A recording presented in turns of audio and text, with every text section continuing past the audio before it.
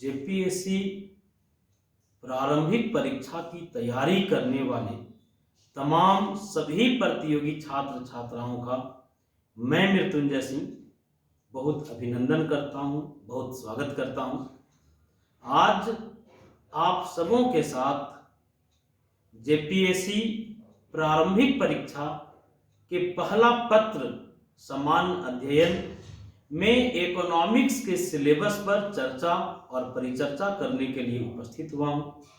चलिए बहुत बारीकी से हम लोग जेपीएससी प्रारंभिक परीक्षा के पहले पत्र में इकोनॉमिक्स के सिलेबस पर एक संक्षिप्त चर्चा करें और इस चर्चा के साथ ही आप तमाम प्रतियोगी छात्र छात्राओं को एक सूचना देना चाहता हूं कि जेपीएससी पीटी के सिलेबस को केंद्रित करते हुए अर्थशास्त्र या अर्थव्यवस्था के टॉपिक से जितने भी विषय वस्तु हैं इस पर वीडियो क्लास की श्रृंखला मैं प्रारंभ कर रहा हूं। बहुत बारीकी से हर टॉपिक पर गहन मंथन करने का हमारा प्रयास होगा। आप सभी सबसे पहले जेपीएससी पीटी के पहले पेपर में इकोनॉमिक्स के कौन कौन से टॉपिक हैं इसे जान लें, क्योंकि बहुत सारे स्टूडेंट सिलेबस देखने के बाद सिर्फ ये जान पाते हैं कि अर्थव्यवस्था के टॉपिक से सिर्फ 10 प्रश्न होता है, लेकिन ये अधूरी जानकारी है, ये पूरी जानकारी नहीं है। पूरे फर्स्ट पेपर में इकोनॉमिक्स का कौन कौन सा टॉपिक है और कितने अंक का है थोड़ा सा जाना जाए।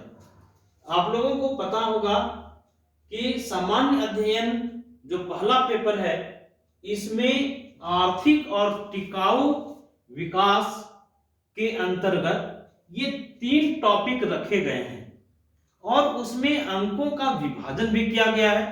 पहला टॉपिक है भारतीय अर्थव्यवस्था के बुनियादी लक्षण। इससे 4 प्रश्न रहेंगे। आप सभी लोग जानते हैं कि पहला पेपर में 100 क्वेश्चन होगा और हर प्रश्न 2 अंक का होगा। इस तरह से जो फर्स्ट पेपर है ये टोटल 200 अंकों का है। इन 200 अंकों में भारतीय अर्थव्यवस्था का पहला टॉपिक है भारतीय अर्थव्यवस्था का बुनियादी लक्षण, इससे 4 प्रश्न होने हैं। दूसरा टॉपिक है धारणीय विकास एवं आर्थिक मुद्दे, इससे भी 4 प्रश्न रहना है, मतलब 8 नंबर का प्रश्न रहेगा। और तीसरा टॉपिक है आर्थिक सुधार एवं वैश्वीकरण, इससे 2 प्रश्न होगा। इस तरह से हम लोग देखें कि टोटल 10 प्रश्न है, मतलब 20 नंबर का भारतीय अर्थव्यवस्था के टॉपिक से आपके सिलेबस में आपको पता चला होगा। लेकिन एक जानकारी हम आपको देना चाहते हैं, फर्स्ट पेपर में बहुविध प्रकृति के प्रश्न होंगे 15। इसमें बहुत सारे टॉपिक हैं, करेंट अफेयर्स के बहुत सारे टॉपिक हैं उसमें इकोनॉमिक्स के कौन कौन से टॉपिक हैं।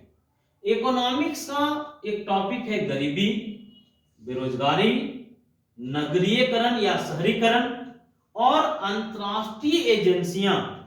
अंतरराष्ट्रीय एजेंसियों में हम लोगों को आईएमएफ के बारे में पढ़ना है, आईबीआरडी या विश्व बैंक के बारे में पढ़ना है और डब्ल्यूटीओ के बारे में पढ़ना है। तो इस तरह से इकोनॉमिक्स का जो सिलेबस है वो भले ही आपको लग रहा हो कि बहुत संक्षिप्त है, लेकिन बहुत बारीकी के साथ हर टॉपिक पर हम लोगों को गहन मंथन करने की जरूरत होगी।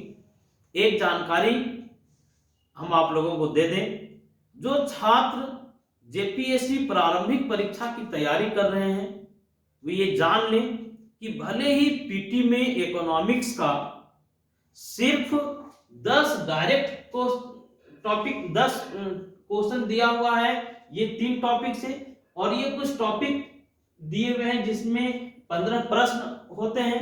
इसमें और भी टॉपिक हैं, जैसे मानवाधिकार का टॉपिक है, जैसे इसमें खेल कूद है, पुरस्कार है, लेकिन इसमें इकोनॉमिक्स के इतने टॉपिक हैं। एक बात आप जान लें कि पीटी में भले ही अर्थशास्त्र का जो सिलेबस है बहुत कम है, लेकिन मेंस के दृष्टिकोण से अर्थशास्त्र बेहद ही महत्वपूर्ण विषय है। 200 अंकों का मेंस में रहता है और ये जितने भी टॉपिक आप यहाँ पढ़ेंगे ये कहीं ना कहीं आपके लिए लाभप्रद होगा मेंस के लिए भी। और एक जानकारी आप जान लें कि मेंस में भी जो 20 प्रश्न होते हैं, मतलब 40 नंबर का प्रश्न जो होता है वो ऑब्जेक्टिव होता है। तो हमारे यहाँ पूरा विमर्श पीटी को फोकस में रखते हुए किया जा रहा है और हमारा यह पूरा विमर्श ये 40 अंक जो ऑब्जेक्टिव होगा उस पर केंद्रित होगा। हम लोग बहुत फोकस करेंगे ऑब्जेक्टिव प्रश्नों पर। मेंस में भी जो 40 अंक होते हैं इनकी महत्वपूर्ण भूमिका है। अगर 40 नंबर जो ऑब्जेक्टिव का है, अगर इसको आप बहुत अच्छा कर लेते हैं तो निश्चित रूप से इकोनॉमिक्स में आपका स्कोर बढ़ेगा। चलिए हम लोग बिना समय बर्बाद किए हम लोग आज से जेपीएससी पीटी के सिलेबस को केंद्रित करते हुए हम लोग परिचर्चा को, आज की चर्चा को शुरू करते हैं। एकदम सिलेवार और क्रमबद्ध तरीके से हर टॉपिक से आपको वीडियो क्लास मिलेगा। आज हम लोग चर्चा करेंगे गरीबी पर। एक बात ध्यान से समझना है कि ये टॉपिक अनगिनत ऑब्जेक्टिव प्रश्नों को समेटे हुए है। इससे अनगिनत ऑब्जेक्टिव प्रश्न बनते हैं। सबसे पहली बात, हम लोग गरीबी के परिभाषा में बिल्कुल भी समय बर्बाद नहीं करेंगे, क्योंकि हम सभी लोग गरीबी को जिए हैं, गरीबी को हम लोग महसूस किए हैं, करीब से देखे हैं। इसलिए इसके डिफिनेशन में समय बर्बाद करने की जरूरत नहीं है। जो पहला प्रश्न बन सकता है कि भारत में गरीबी मापने के लिए किस प्रतिमान का प्रयोग किया जाता है।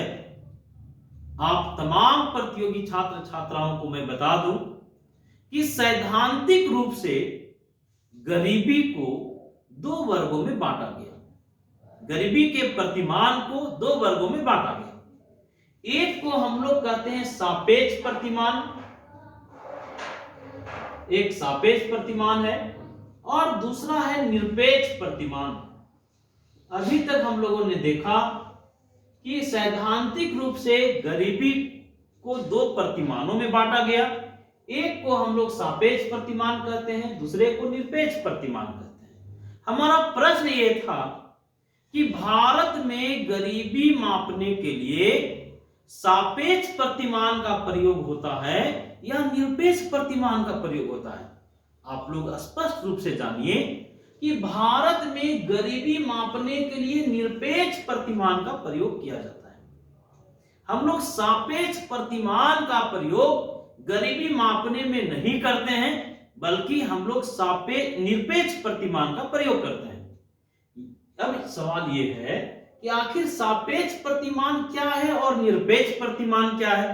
सापेक्ष गरीबी क्या है और निरपेक्ष गरीबी क्या है। सापेक्ष गरीबी को आप ऐसे समझिए कि जब हम लोग समाज के 2 वर्गों के बीच में, 2 व्यवसाय के लोगों के बीच में जब हम लोग गरीबी की तुलना करते हैं तो यह सापेक्ष गरीबी है। जैसे उदाहरण के लिए, अगर मेरी तुलना अगर किसी रिक्शा वाले से किया जाए, अगर मेरी तुलना अगर किसी आईएएस ऑफिसर से किया जाए, तो अगर हमारी तुलना एक रिक्शा वाले से किया जाएगा तो हम अमीर हो जाएंगे। लेकिन मेरी तुलना अगर किया जाए तेंदुलकर से, सचिन तेंदुलकर से मेरी तुलना किया जाए, तो पता चलेगा कि हम गरीब हैं और सचिन तेंदुलकर अमीर हैं। अगर सचिन तेंदुलकर की तुलना हम लोग बिल गेट्स से करें तो पता चलेगा कि तेंदुलकर महोदय गरीब हैं और बिल गेट्स अमीर हैं। यह सापेक्ष गरीबी है। सापेक्ष गरीबी 2 वर्गों के बीच में तुलना करने के लिए प्रयोग में आता है। 2 व्यवसाय के लोगों के बीच में अगर तुलना करना हो तो सापेक्ष प्रतिमान का हम लोग प्रयोग करते हैं। और निरपेक्ष प्रतिमान का मतलब है कि कोई व्यक्ति अपने जीवन के मूलभूत जरूरतों को भी अगर पूरा नहीं कर पाता है तो इसे निरपेक्ष प्रतिमान कहेंगे। अब सवाल यह है कि निरपेक्ष प्रतिमान की अवधारणा किसने दिया? यहां एक महत्वपूर्ण प्रश्न है कि निरपेक्ष प्रतिमान के बारे में तो हम लोग जान गए, हम लोग ये भी जाने कि भारत में गरीबी मापन के लिए निरपेक्ष प्रतिमान का प्रयोग किया जाता है और आर बॉयड, कौन? तो आर बॉयड ने 1945 में निरपेक्ष प्रतिमान का जो कॉन्सेप्ट है ये देने का काम किया। तो ऑब्जेक्टिव जो बन सकते थे कि निरपेक्ष प्रतिमान के बारे में कौन बताया? तो आर बॉयड बताए। कब बताए? 1945 में बताए। अब चलिए यहां सवाल ये उठता है कि भारत में कौन व्यक्ति गरीब है, कौन गरीबी रेखा से ऊपर है, इसको मापने के लिए अलग अलग टाइम में विशेषज्ञ समितियां बनी और इससे अनगिनत ऑब्जेक्टिव प्रश्न बनते हैं। ध्यान से समझिएगा, बारीकी से समझिएगा। भारत में गरीबी को मापने के लिए अलग अलग समय में अलग अलग विशेषज्ञ समितियों का गठन हुआ। गरीबी को मापने के दिशा में 1962 ईस्वी का साल बहुत महत्व का साल है। 1962 ईस्वी में योजना आयोग ने एक कार्यकारी विशेषज्ञों का टीम गठित किया गरीबी का मेजरमेंट करने के लिए। भारत में जितने भी तरह की कल्याणकारी योजनाएं चल रही थी, इन योजनाओं का लाभ किसे दिया जाए और इन योजनाओं से किसे वंचित रखा जाए, इसके लिए ये जानना जरूरी था कि कौन गरीब है और कौन गरीब नहीं है। ये जानने के लिए योजना आयोग ने 1962 ईस्वी में एक कार्यकारी दल बनाया। लेकिन आप सबों को हम बता दें, आजादी के बाद इस देश में गरीबी को मापने के दिशा में जो पहला वैज्ञानिक प्रयास था, जो पहला सिस्टमैटिक प्रयास था, ये 1971 में हुआ। 1971 ईस्वी में दांडेकर और रथ फार्मूला आया। गरीबी को मापने के लिए एक फार्मूला आया 1971 ईस्वी में। वह कौन सा फार्मूला था? तो वह फार्मूला था दांडेकर एवं रथ का फार्मूला। दांडेकर एवं रथ का फार्मूला। अब सवाल यह है कि आखिर दांडेकर और रथ महोदय ने गरीबी को मापने के लिए कौन सा सूत्र दिया? इनका सूत्र था, बड़ा क्लियर कट सूत्र था दांडेकर और रथ का। इन लोगों ने कहा कि अगर गरीबी को मापना है तो गरीबी को मापने के लिए भोजन से मिलने वाले कैलोरी को आधार बनाया जाना चाहिए। कौन कहे? दांडेकर महोदय ने कहा और रथ महोदय ने। यह फार्मूला कब आया था? यह समिति कब गठित हुई थी? तो 1971 ईस्वी में। दांडेकर और रथ का फार्मूला 1971 में हुआ। 1971 में एक फार्मूला आया, दांडेकर और रथ ने दिया और इन लोगों ने कहा कि गरीबी को मापा कैसे जाएगा? तो कैलोरी के आधार पर। एक महत्वपूर्ण जानकारी कि दांडेकर और रथ ने एक महत्वपूर्ण जानकारी दिया कि कोई भी व्यक्ति, चाहे वह गांव में रहता हो चाहे शहर में रहता हो, चाहे वह गांव का व्यक्ति हो चाहे शहर का व्यक्ति हो, उसको भूख बराबर लगती है। इसलिए इन लोगों ने कहा कि अगर 2250 कैलोरी किसी व्यक्ति को मिल जाता है भोजन से तो वह गरीब नहीं है। कैलोरी का प्रयोग सबसे पहले जो 2250 कैलोरी का जो कॉन्सेप्ट आया, ये दांडेकर और रथ के माध्यम से आया, 1971 में आया। और इन लोगों ने कहा कि गांव और शहर दोनों के लिए अलग अलग कैलोरी में बांटने की जरूरत नहीं है। 2250 कैलोरी की बात की गई, 2250 कैलोरी मिला मतलब वह व्यक्ति गरीब नहीं है। 2250 कैलोरी नहीं मिला मतलब वह व्यक्ति गरीब है। एक जानकारी, इस देश में गरीबी मापन के लिए सबसे लंबे समय तक यदि किसी के फार्मूले का प्रयोग किया गया तो वह था वाई की अलग समिति। एक समिति बनी वाई के अलग समिति, वाई के अलग समिति। इस समिति का गठन 1979 में हुआ था। 1979 में एक समिति गठित हुई वाई के अलग की अध्यक्षता में। जब वाई के अलग महोदय ने अपनी संस्तुति दिया, गरीबों को मापने के संदर्भ में जब अपनी बात रखा, तो वाई के अलग महोदय ने सिर्फ ये बताया कि गांव और शहर दोनों के लोगों के काम करने का जो नेचर है वो एक जैसा नहीं है। बात भी सही है। गांव में अधिकतर लोग श्रम प्रधान कामों में लगे हुए हैं, शहर में लोग श्रम प्रधान काम कम कर रहे हैं। एक क्लर्क और एक किसान दोनों को एक समान कैलोरी की जरूरत नहीं होगा। ये बात वाई के अलग ने बताया। वाई के अलग महोदय ने कहा, वाई के अलग समिति ने कहा कि कोई व्यक्ति अगर गांव में रहता है तो उसको भोजन से कम 2400 कैलोरी चाहिए, और अगर वो गांव में रहता है, शहर में रहता है, तो उसे 2100 कैलोरी चाहिए। यहां से एक क्वेश्चन बनेगा कि वह कौन सा विशेषज्ञ समूह था, गरीबी मापन का वह कौन सा विशेषज्ञ समूह था जो गरीबी मापने के लिए गांव और शहर दोनों के लिए अलग अलग कैलोरी की बात कहा। तो आप लोग एकदम स्पष्ट रूप से जानिए, वह समिति थी वाई के अलग समिति। हम लोगों ने देखा अभी तक जो प्रश्न बन सकते थे कि योजना आयोग सबसे पहले 1962 ईस्वी में गरीबी मापने के लिए एक विशेषज्ञ समूह बनाया था। फिर हम लोग चर्चा किए 1971 में दांडेकर और रथ समिति बनी।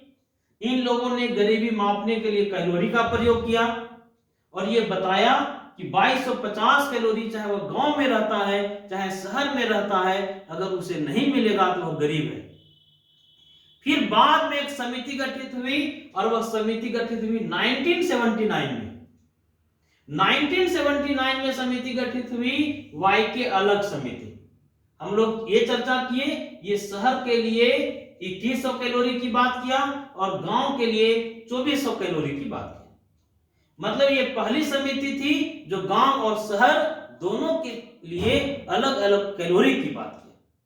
अब एक महत्वपूर्ण बात, भारत में गरीबी मापने के लिए सबसे लंबे समय तक यदि किसी समिति के फार्मूले को प्रयोग में लाया गया तो वह समिति था वाई के अलग समिति। वाई के अलग समिति का जो फार्मूला था 2100 और 2400 कैलोरी का, लगभग योजना आयोग गरीबी मापने के लिए और जितनी भी योजनाएं चल रही थी उन योजनाओं के लाभार्थी को चुनने के लिए वाई के अलग के फार्मूले को लगभग 20 सालों तक, लगभग 2 दशकों तक प्रयोग में लाई। अनगिनत ऑब्जेक्टिव हैं और ये बात बिल्कुल सही है कि अर्थशास्त्र में बहुत आंकड़े हैं। जब भी आप अर्थव्यवस्था को पढ़ेंगे तो बहुत आंकड़ों का भरमार है और इन आंकड़ों को अपने स्मरण में रखने का एकमात्र तरीका है कि हम चीजों को बार बार रोटेट करते रहें। तो हम लोगों ने अभी तक देखा 62 में कार्यकारी दल का गठन योजना आयोग ने किया, 71 में किया वाई कौन सी समिति, दांडेकर और रथ। फिर हम लोगों ने देखा 1979 में वाई के अलग समिति आई, ये गांव और शहर दोनों के लिए अलग अलग कैलोरी की बात किया। लगभग इसके फार्मूले को 20 साल तक जो है यूज में लाया गया। अब एक महत्वपूर्ण जानकारी आप लोगों को हम दे दें, वाई की अलग समिति के बाद इस देश में गरीबी का मापन करने के लिए योजना आयोग ने एक विशेषज्ञ समिति बनाया लक्कड़वाला की अध्यक्षता में। लक्कड़वाला कौन थे? ये उस समय योजना आयोग के उपाध्यक्ष रहे थे। लक्कड़वाला के अध्यक्षता में 1989 में एक समिति आई। 1989 में एक समिति का गठन किया गया गरीबी के मापन के लिए, और वह समिति कहलाई लक्कड़वाला समिति। और इस समिति ने अपना रिपोर्ट दिया 1993 में। ऑब्जेक्टिव बनता है कि लक्कड़वाला समिति का गठन कब हुआ था? 1989 में हुआ था।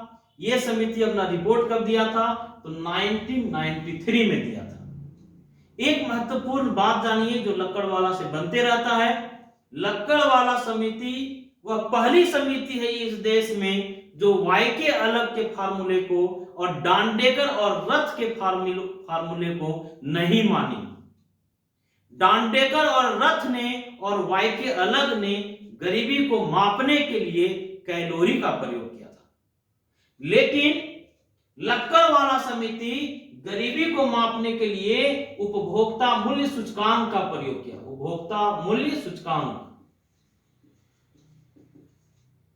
तो यहां से ध्यान से देखिएगा, क्वेश्चन बनेगा, ऑब्जेक्टिव प्रश्न बन सकता है कि उपभोक्ता मूल्य सूचकांक का प्रयोग कौन सी समिति की? तो लक्कड़वाला समिति की। और लक्कड़वाला समिति का गठन 1989 में हुआ था। रिपोर्ट दिया था 1993 में। उपभोक्ता मूल्य सूचकांक का प्रयोग ये गरीबी मापन के लिए किया। और ये कहा लक्कड़वाला समिति ने कि गांव में जो एग्रीकल्चर लेबर हैं उनके उपभोक्ता मूल्य सूचकांक का प्रयोग होना चाहिए, और शहरों में जो औद्योगिक मजदूर हैं उनके उपभोक्ता मूल्य सूचकांक का प्रयोग किया जाना चाहिए। तो उपभोक्ता मूल्य सूचकांक का प्रयोग गरीबी मापन के लिए किस समिति ने किया? तो लक्कड़वाला समिति ने किया। गठन 1989 में हुआ, रिपोर्ट 1993 में दिया और उपभोक्ता मूल्य सूचकांक का प्रयोग किया। ये कैलोरी को नहीं माना। अब आपके जानकारी के लिए हम बताएं कि लक्कड़वाला का नाम जैसे ही आप सुनते हैं आपको याद होना चाहिए, जब आप योजना पढ़ेंगे, जब आप प्लानिंग पढ़ेंगे, क्योंकि भारतीय अर्थव्यवस्था का बुनियादी लक्षण में नियोजन भी आता है। तो लक्कड़वाला भारत में रोलिंग प्लान को लागू किए थे। भले ही गुनार मिर्डल रोलिंग प्लान के बारे में बताए थे अपनी किताब एशियन ड्रामा में, लेकिन भारत में रोलिंग प्लान जो 5वीं पंचवर्षीय योजना के दौरान लागू हुआ था भारत में, ये रोलिंग प्लान भारत में लागू किया था लक्कड़वाला ने ही। तो यहां से जो ऑब्जेक्टिव बन सकते थे उस पर हम लोगों ने चर्चा किया। जब हम लोग लक्कड़वाला समिति को देखे, 2004 का साल भी महत्वपूर्ण साल है, यहां से भी प्रश्न होते हैं। 2004 में तेंदुलकर समिति, गरीबी मापन के लिए एक समिति आई थी। बहुत विवादों में रही थी ये समिति, तेंदुलकर समिति का गठन 2004 ईस्वी में हुआ था। और एक बात जान लीजिए, तेंदुलकर समिति अपना रिपोर्ट 2009 में दी थी। अपना रिपोर्ट कब दी? तो 2009 में दी। गठन कब हुआ? तो 2004 में हुआ। तेंदुलकर समिति ने कहा कि गरीबी को मापने के लिए कैलोरी के प्रयोग से परहेज करना चाहिए। क्वेश्चन बनता है, कई बार प्रश्न पूछा गया कि वह कौन सी समिति है जो ये कही थी कि गरीबी मापन के लिए कैलोरी के प्रयोग से परहेज करना चाहिए। तो वह समिति थी सुरेश तेंदुलकर समिति। सुरेश डी तेंदुलकर समिति का गठन 2004 में हुआ था और ये अपना रिपोर्ट 2009 में दी थी। एक बात जानिए, सुरेश तेंदुलकर समिति कॉस्ट ऑफ लिविंग इंडेक्स के प्रयोग की बात की। कॉस्ट ऑफ लिविंग इंडेक्स का प्रयोग करने वाला समिति कौन था? तो सुरेश तेंदुलकर समिति था। एक बात जानिए, ये उपभोक्ता बास्केट के बारे में बताया कौन? तेंदुलकर। इसके पहले गरीबी को मापने के लिए जो दांडेकर और रथ ने फार्मूला दिया था, जो वाइके अलग ने फार्मूला दिया था कि कौन गरीब है कौन गरीब नहीं है, इसको पहचानने के लिए कैलोरी का प्रयोग करो। सिर्फ भोजन की बात किया, भोजन से मिलने वाले कैलोरी की बात किया, लेकिन एक सामान्य पढ़ा लिखा आदमी भी ये जानता है कि जीवन की मूलभूत जरूरत सिर्फ भोजन नहीं है। भोजन के अलावे भी हमारा जरूरत स्वास्थ्य है, हमारा जरूरत मनोरंजन है, हमारा जरूरत शिक्षा है। इन चीजों को दांडेकर और रथ ने, वाइके अलग ने नजरअंदाज कर दिया था। लेकिन सुरेश तेंदुलकर समिति का मेरिट यह था कि इसने अपने बास्केट में, अपने टोकरी में रखा शिक्षा को भी, अपने टोकरी में स्वास्थ्य को भी रखा,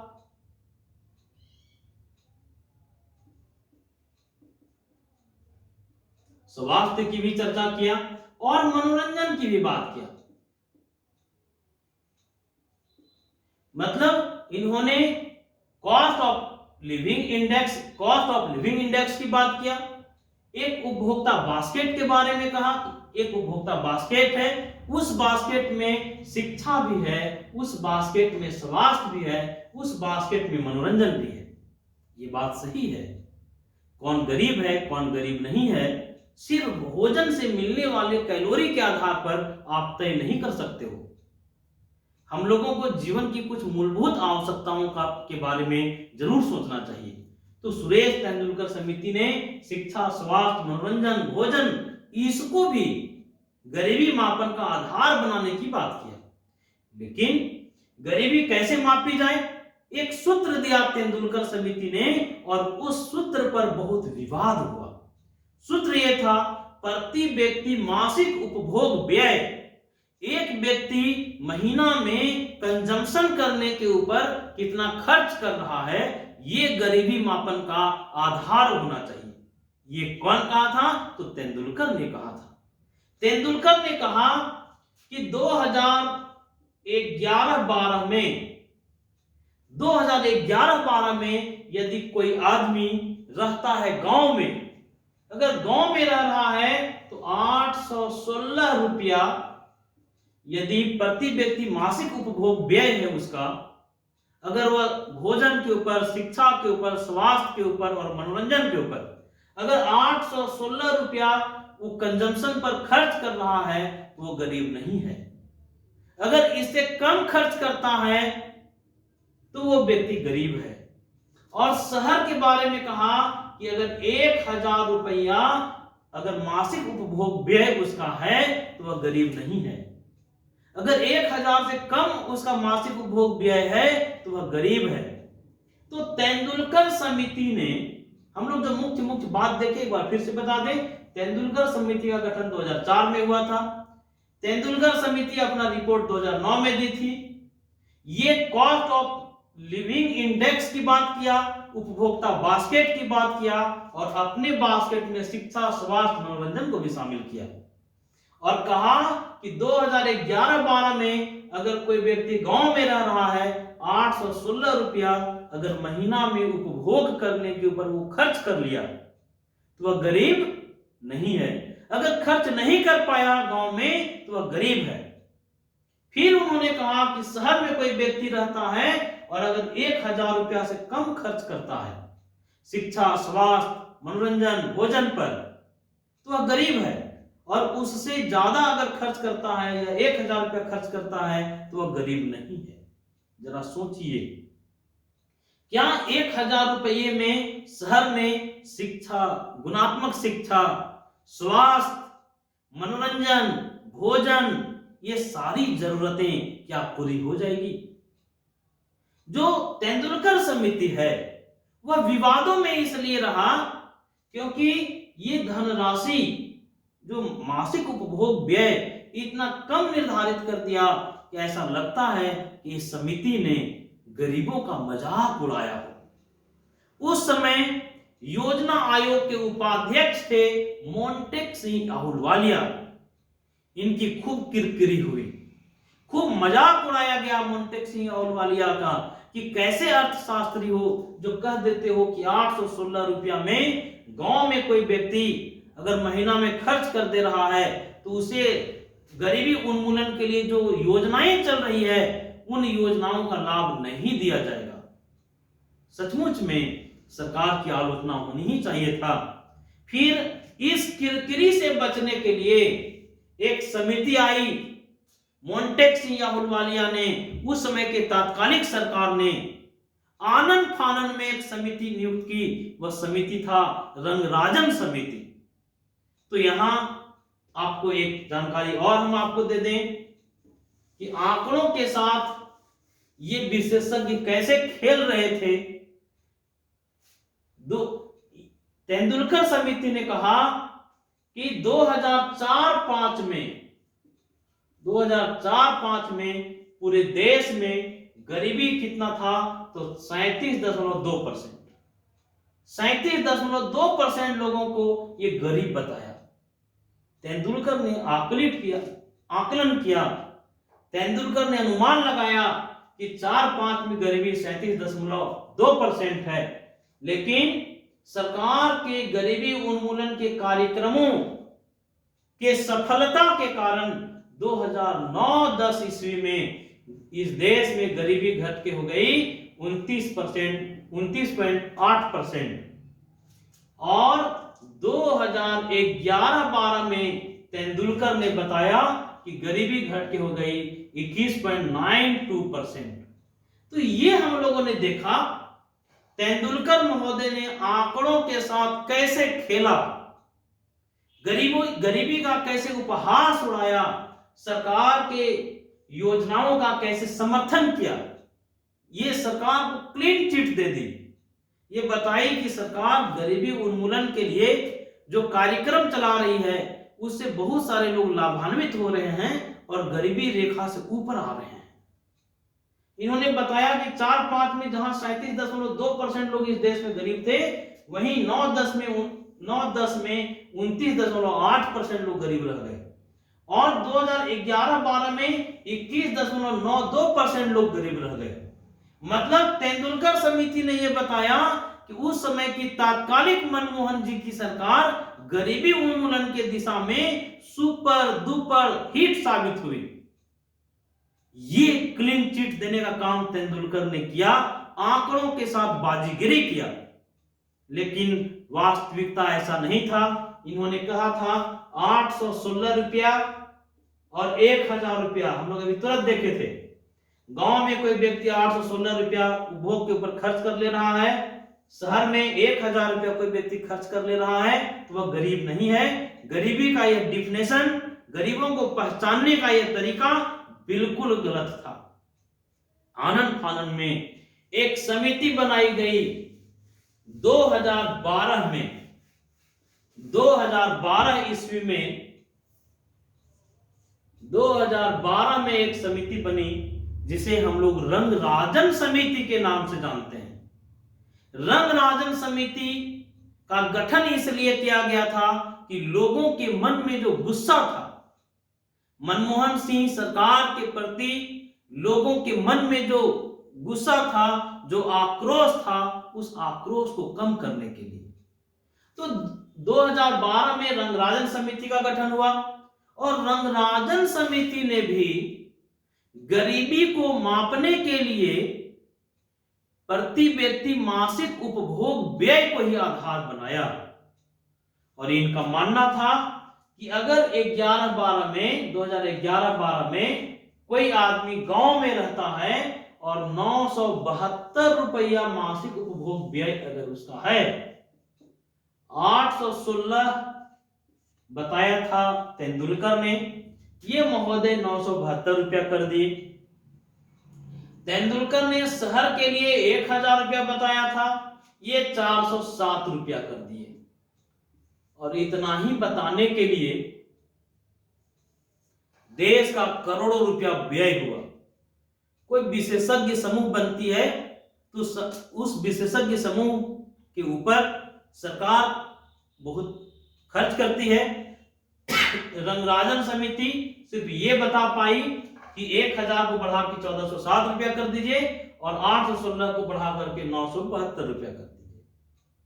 जब रंगराजन के इस फार्मूले से गरीबी को मापने का जो 972 रुपया 1407 रुपया का जो फार्मूला दिया, जब इस फार्मूले से 2011-12 में गरीबी मापी गई तो उस टाइम गरीबी 29.5% था। 29.5% किसके अनुसार, किसके फार्मूले के अनुसार? तो रंगराजन के फार्मूले के अनुसार। तो हम लोगों ने ये समझने का प्रयास किया, ये मंथन करने का प्रयास किया कि भारत में गरीबी को मापने का सूत्र क्या था। हम लोग डांडेकर और रथ से अपने चर्चा को आगे बढ़ाए। डांडेकर और रथ ने कैलोरी को गरीबी मापने का आधार बनाया। वाईके अलग ने भी गरीबी मापने का आधार कैलोरी को ही माना। फिर हम लोग लक्कड़वाला की बात किए, लक्कड़वाला ने उपभोक्ता मूल्य सूचकांक की बात किया। फिर हम लोग तेंदुलकर की बात किए, ये प्रति व्यक्ति मासिक उपभोग व्यय की बात किए। फिर हम लोग रंगराजन महोदय को समझे, ये भी प्रति व्यक्ति मासिक उपभोग व्यय को आधार माने। आज इस चर्चा के अंतिम कड़ी में मैं आपके साथ थोड़ा सा चर्चा करना चाहता हूं कि जिस समय तेंदुलकर महोदय अपना रिपोर्ट सरकार को प्रस्तुत कर रहे थे, उसी समय 2009 ईस्वी में गरीबी मापने के लिए, शहरी गरीबी मापने के लिए, शहरों में गरीबी मापने के लिए एक समिति बनाई गई थी जिसको हम लोग हाशिम समिति कहते हैं। हाशिम समिति, गरीबी मापने के लिए एक विशेषज्ञ समिति बनी, हाशिम समिति। ये 2013 में जो खाद्य सुरक्षा अधिनियम था, इस खाद्य सुरक्षा अधिनियम को लागू करना था। खाद्य सुरक्षा अधिनियम को लागू करने के लिए हाशिम समिति को यह जिम्मेवारी दिया गया कि शहरों में कितने व्यक्ति गरीब हैं, इसका अनुमान लगाइए, इसका आकलन कीजिए। इस समिति का गठन 2009 में हुआ था, शहरी गरीबी मापने के लिए हुआ था, हाशिम के नेतृत्व में हुआ था। 2013 में खाद्य सुरक्षा अधिनियम को लागू करने के लिए ये आंकड़े की जरूरत सरकार को थी। कई ऑब्जेक्टिव, कई अनगिनत ऑब्जेक्टिव, हमारा प्रयास होता है कि ऑब्जेक्टिव प्रश्नों पर हमारी एकदम पैनी नजर रहती है, कहां कहां से ऑब्जेक्टिव बन सकता है। उन सारे ऑब्जेक्टिव प्रश्नों को चुन चुन के हम आपके बीच में लाने का प्रयास करते हैं। तो हम लोगों ने देखा कि शहरी क्षेत्र में गरीबी मापने के लिए हाशिम समिति बनी थी। हाशिम महोदय ने यह बताया, अपने अनुमान में यह कहे कि शहरों में 70% लोग गरीब हैं। कौन सी समिति? तो हाशिम समिति। कितने परसेंट लोग गरीब? तो 70% लोगों के बारे में बताया कि 70% लोग गरीबी रेखा से नीचे गुजर बसर कर रहे हैं। खाद्य सुरक्षा अधिनियम के दायरे में 70% लोगों को लाने की जरूरत है।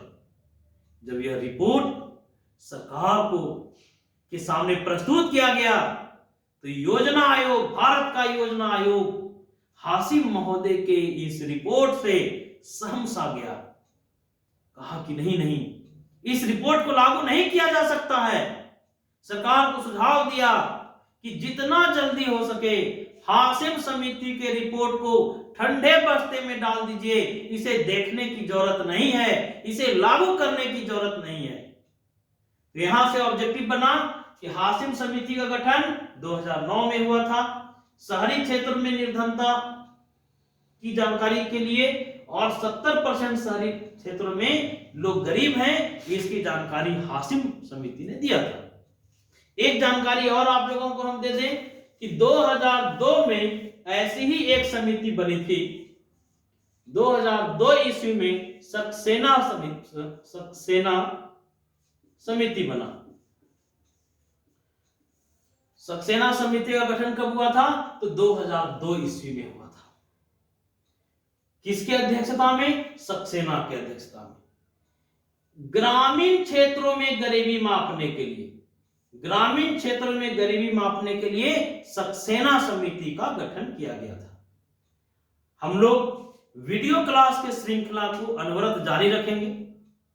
जो छात्र टीजीटी और पीजीटी की तैयारी कर रहे हैं वैसे छात्रों के लिए भी ये उपयोगी है, और जेपीएससी पीटी परीक्षा और मेंस परीक्षा की तैयारी जो छात्र कर रहे हैं, ये वीडियो क्लास आपके लिए कितना लाभप्रद है आप निश्चित रूप से हमें अवगत कराएंगे। धन्यवाद।